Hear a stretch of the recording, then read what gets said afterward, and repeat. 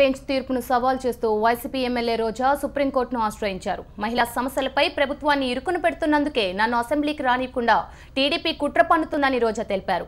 ఎన్టీఆర్ ఆశయాలకు సిద్ధాంతాలకు చంద్రబాబు ఎప్పుడో తూట్లు పొడిచారని రోజా ఎద్దేవా చేశారు. తమకు అనుకూల మీడియాను ఉపయోగించుకొని వార్తలు రాయించుకుంటున్నారని టీడీపీపై ధ్వజమెత్తారు రోజా.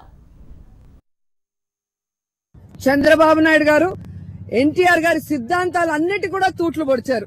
ఎన్టీఆర్ గారు సమైకాంధ్ర కోసం పోరాడితే ఈయన తన పదవీకాంక్ష కోసం ఏ కాంగ్రెస్ కి ధీటుగా తెలుగుదేశం పార్టీని పెట్టాడో ఎన్టీఆర్ గారు అదే కాంగ్రెస్ తో జత కలిపి ఈ రోజు రాష్ట్రాన్ని ముక్కలు చెక్కలు చేసి తెలుగువాడి జీవితాన్ని సర్వనాశనం చేశాడు చంద్రబాబు నాయుడు.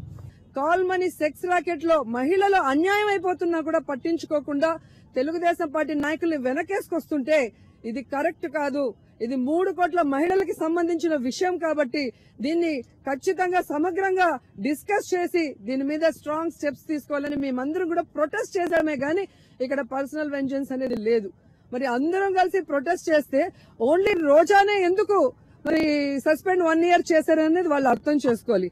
ఖచ్చితంగా ఇది అన్యాయం, ఇది ఇల్లీగల్. దీని మీద పోరాడుతూనే ఉంటాను. ఈ రోజు డివిజన్ బెంచ్ లో ఏదైతే ఇచ్చారో మరి మాకు ఆర్డర్ దాన్ని ఛాలెంజ్ చేస్తూ ఎస్ఎల్పి వచ్చి వేయటానికి ఈ రోజు వచ్చాం. మరి నిన్ననే మాకు ఆర్డర్ రావడం జరిగింది. అందుకే ఇన్ని రోజులు మళ్ళీ సుప్రీంకోర్టుకి రాలేకపోయాం. రెండవది ఇంకో ఛాన్స్ ఇస్తాం రోజాకి అన్నారు కానీ ఇది పచ్చి అబద్ధం.